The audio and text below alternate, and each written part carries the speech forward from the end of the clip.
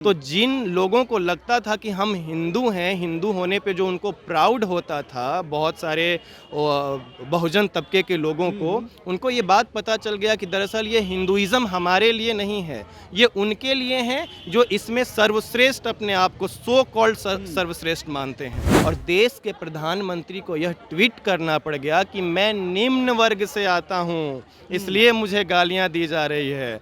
कल तक तो वो हिंदू हृदय सम्राट बने हुए थे। तो ये सवाल लोगों के जहन में है। हम लोग एक बड़े पैमाने पे संदेश देने जा रहे हैं कि अगर तुम हमारे अधिकार को सुरक्षित नहीं करोगे तो हम खुद छीन लेंगे। नमस्कार, दर्श न्यूज़ में आपका स्वागत है। मैं हूं आपके साथ विशाल। बीते दिनों यूजीसी ने नया रेगुलेशन लाया था जिसको नाम दिया गया था क्यूटी, यानी उच्च शिक्षण संस्थानों में जो बहुजन के बच्चे हैं उनके साथ जो व्यवहार होता था, इसके कारण कई बच्चों ने सुसाइड कर लिया है। सुप्रीम कोर्ट के ही निर्देश पर नया रेगुलेशन बनाया गया और इसको लेकर सवर्ण समाज के छात्रों ने बहुत आंदोलन किया, सोशल मीडिया से लेकर के ज़मीन पर। सुप्रीम कोर्ट मामला पहुंचा और मामले पर स्टे लग गया है। और अब बिहार में कहा जा रहा है कि 2 तारीख को एक बड़ा आंदोलन होना है बहुजन छात्रों का। हमारे साथ बातचीत करने के लिए मौजूद हैं पटेल छात्रावास से संबंधित रखने वाले छात्र और पीएचडी कर रहे हैं पटना यूनिवर्सिटी से अंबुज पटेल जी। एक समय ऐसा था जो कहा जा रहा था हिंदू राष्ट्र की बात होगी, सभी कोई भाई भाई हैं, सभी हिंदू एक साथ हैं, लेकिन ऐसा क्या हो गया अचानक से रेगुलेशन लाने के बाद हर कोई जाति में बट गया, धर्म में बट गया। क्या देख रहे हैं अंबुज जी आप? एक पीएचडी छात्र हैं, आप पीएचडी कर रहे हैं, क्या देख पा रहे हैं आप? देखिए, हिंदू राष्ट्र का जो कल्पना था जिन लोगों का जी, और वो हिंदू राष्ट्र बनाने के पीछे का जो उनका सोच था वो उजागर हो चुका है। और जो पिछड़े वंचित समुदाय, जो दलित समुदाय के लोग हैं, उनको ये बात पता चल चुका कि हिंदू राष्ट्र में अगर इस देश को हिंदू राष्ट्र बनाया जाता तो हमारे और उनके बीच का क्या फासला रह जाता। मसलन कि वो इस्तेमाल करने के लिए हम हिंदू होते, और वो चीज़ें आज उजागर हो चुकी है। हम तो शुक्रगुजार हैं कि अगर ये रेगुलेशन आया तो जिन लोगों को लगता था कि हम हिंदू हैं, हिंदू होने पे जो उनको प्राउड होता था, बहुत सारे बहुजन तबके के लोगों को, उनको ये बात पता चल गया कि दरअसल ये हिंदुइज़्म हमारे लिए नहीं है, ये उनके लिए है जो इसमें सर्वश्रेष्ठ अपने आप को सो कॉल्ड सर्वश्रेष्ठ मानते हैं। तो उनका भ्रम टूट गया। जो अपने आप को कट्टर हिंदू समझते थे और कहते थे कि हम हिंदू हैं, सब एक साथ हैं, कोई इसमें जाति पाति नहीं है, तो उनका आपको लग रहा है कि भ्रम टूट गया इन दिनों जिस तरीके से रेगुलेशन आया है सोशल मीडिया पर। प्रधानमंत्री जिस जाति से आते हैं उस जाति के को गाली देने लगा और कहा गया कि इसका चेहरा देखना पाप है सुबह सुबह। अब यही तो है हिंदुइज़्म।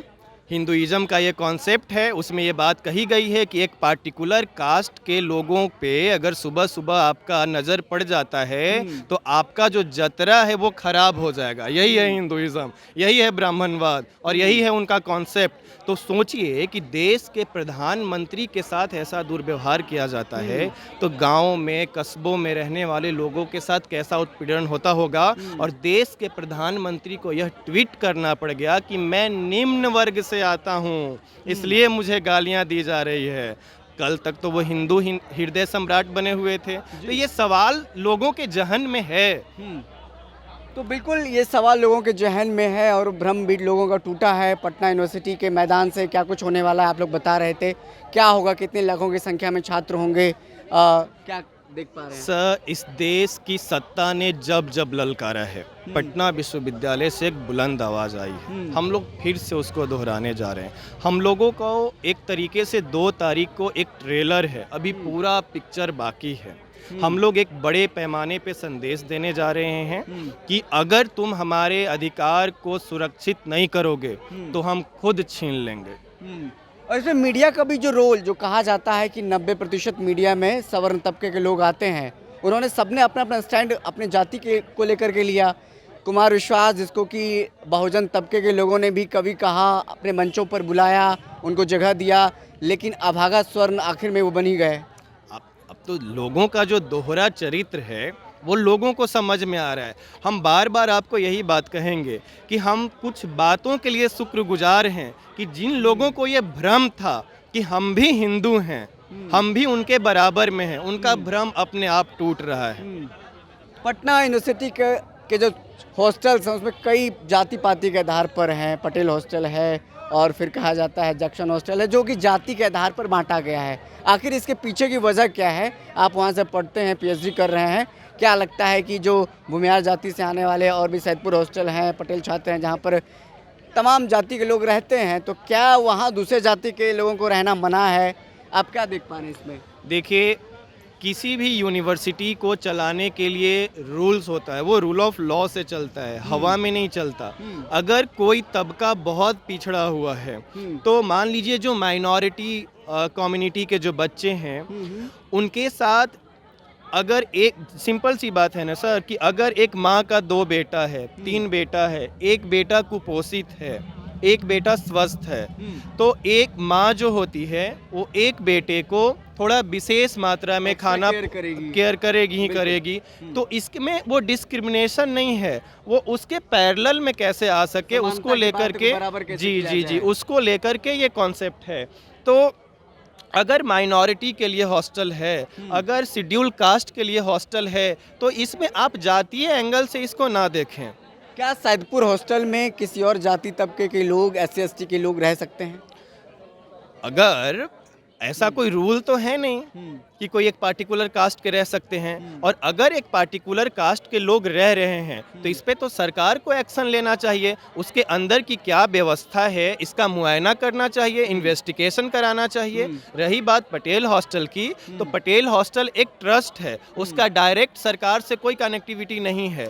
वो एक खास पार्टिकुलर कम्युनिटी के लिए बनाया ही गया था आज़ादी के टाइम में, तो उसमें वो वही बच्चे एलिजिबल हैं जो वहाँ रह रहे हैं।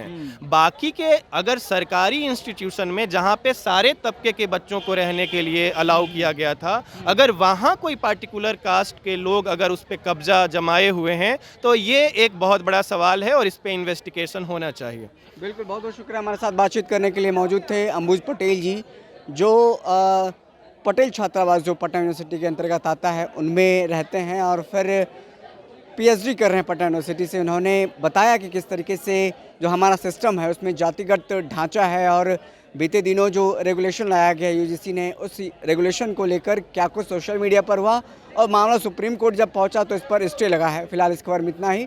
बहुत बहुत शुक्रिया।